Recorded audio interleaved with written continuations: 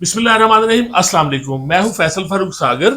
नाज़रीन कराम, कौमी सियासत में सच और झूठ, तनकीद और इल्ज़ामात का वो तूफान बरपा है कि जिसमें सच्चाई और झूठ में फ़र्क करना मुश्किल हो गया है।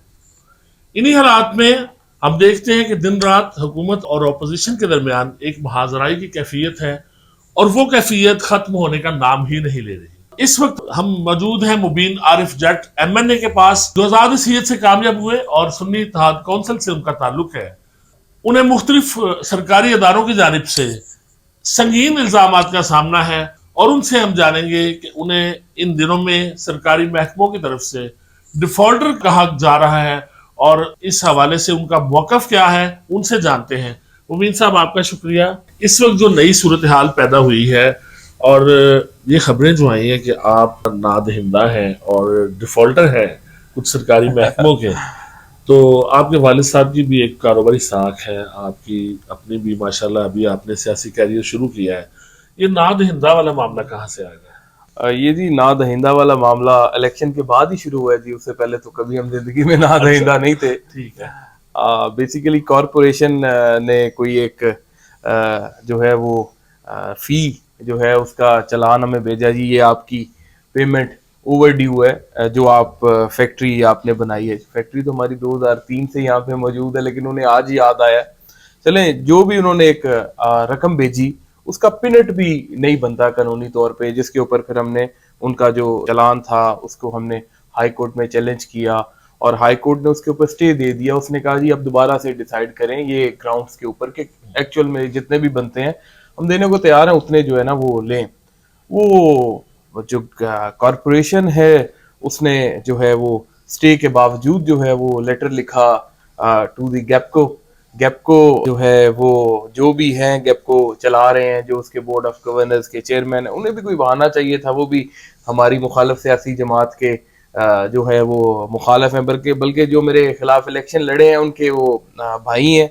तो उन्हें मौका मिला, उन्होंने कॉरपोरेशन भी उन्हीं की है, गैपको भी उन्हीं की है, दोनों इदारे उन्हीं के ही हैं। उन्होंने जनाब वो जो स्टे के बावजूद मेरे लोग दिखाते रहे, बल्कि मेरा भाई दिखाता रहा कि यार ये हमारा स्टे है, तो उन्होंने कहा जी हम हाई कोर्ट को नहीं मानते, हम ये नहीं करते, वो नहीं करते। उन्होंने अपनी कार्रवाई जारी रखी और वो जो स्पेसिफिक वो जो जगह कॉरपोरेशन ने और जो बंदे के नाम का उन्हें कनेक्शन डिस्कनेक्ट करने का कहा, वो डिस्कनेक्ट करने की बजाय ट्रांसफार्मर और मीटर ही उतार के ले गए उस एक जगह का जिनका कॉरपोरेशन ने बोला।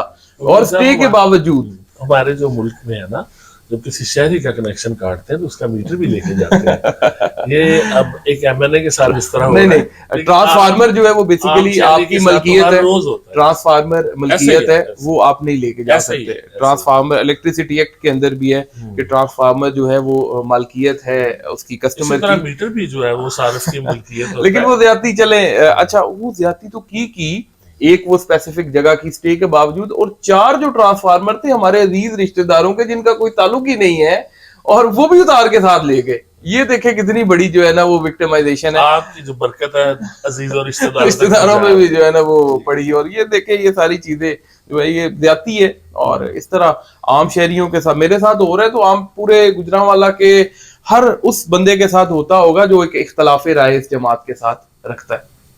ये बताएं कि जब आपने जो फैक्ट्री जिसकी आप बात कर रहे हैं, जहां का ये मामला है, जब आपने उसको कायम किया था तो ये आपने उसकी नक्शा फीसें और कॉर्पोरेशन के मामला सारे दुरुस्त तौर पर कानूनी तौर पर जी बिल्कुल जो थे उस वक्त जो नक्शा था वो सब कुछ किया कराया, वो सब कुछ किया था। लेकिन चूंकि उन्होंने कहा जी हम ये वाली जो है आपकी ये वाली चीज की फी रह गई है, ये भी आप जो है वो जो उन्होंने बताई वो उतनी बनती ही नहीं है, उसका पीनट भी नहीं बनता। आपका डिस्प्यूट है फिर उनसे? हाँ, इसके ऊपर स्टे है जी ऑलरेडी इस चीज के ऊपर। अच्छा, ये कि मुबीन साहब आपका ये कहना है, जाहिर है कि मामला तब लग भी ऐसे रहे हैं जैसे कोई इंतकामी कार्रवाई। जी ऐसा ही है जी। बहरहाल इसका फैसला तो हो जाएगा। आपके जो नादहिंदगी का मामला है वो भी जाहिर है कि अब इंतजामिया और सरकारी इदारे इसको देखेंगे, आप उनसे राब्ते में भी हैं। अब ये बताएं कि जब हम अच्छी बातें सुनते हैं अपोजिशन से, आपकी बड़ी बातें खूबसूरत सुनते हैं आजकल अब, और आप डेमोक्रेसी की और इजहार राय की आज़ादी की बातें कर रहे हैं आजकल, क्योंकि आजकल आप अपोजिशन में हैं, تو جب اپوزیشن میں ہوتے ہیں تو اس طرح کی گفتگو ہوتی ہے جیسے بندہ بہت بڑا ڈیموکریٹ ہوتا ہے، اور جب حکومت میں آتا ہے تو مخالفین سے پھر اس طرح کی انتقامی کارروائیاں جس کا حوالہ آپ دے رہے ہیں اور جس کا آپ کو نشانہ بھی بننا پڑ رہا ہے، رویوں میں یہ فرق کیوں آ جاتا ہے جب آپ حکومت میں آتے ہیں؟ دیکھیں رویوں میں فرق نہیں آنا چاہیے، رویے آپ کے مثبت رہنے چاہیے ہر وقت. آپ آج جن باتوں پہ، جن چیزوں پہ آپ تنقید کر رہے ہیں، آپ چاہے حکومت میں ہیں چاہے اپوزیشن میں ہیں، غلط رستہ ایک غلط رستہ ہے، ٹھیک رستہ ایک ٹھیک رستہ ہے. آپ کو اپنی بات پہ جو ہے وہ قائم رہنا چاہیے، مثبت رویوں کو اپریشیٹ کرنا چاہیے، منفی رویوں کو آپ کو جو ہے تنقید کرنی چاہیے. میرے خیال سے ہم اپنے ملک کو، اپنے معاشرے کو ترقی کی راہ پہ بھی تبھی ڈال سکیں گے جب ہم جو ہے وہ مثبت کو، واقعی اپوزیشن میں ہوں یا حکومت میں ہو، اسے اپریشیٹ کریں اور منفی رویوں کو ڈسکریج کریں. اچھا، یہ جو کورٹ کے فیصلے ہیں، جیسے ہم آپ کی جماعت کی بھی بات کریں اور اسی طرح حکومت میں جو اتحادی جماعتیں ہیں ان کی بھی بات کریں، ہم یہ دیکھتے ہیں کہ صرف عدالت کا وہ فیصلہ پسند آتا ہے جو کہ آپ کے حق میں ہو، اور عدالت کا ہر وہ فیصلہ جو ہے وہ نظر آتا ہے کہ یہ بڑا ظلم ہو گیا ہے جو آپ کے حق میں نہیں ہوتا. اس رویے کو آپ کس طرح سے دیکھتے ہیں؟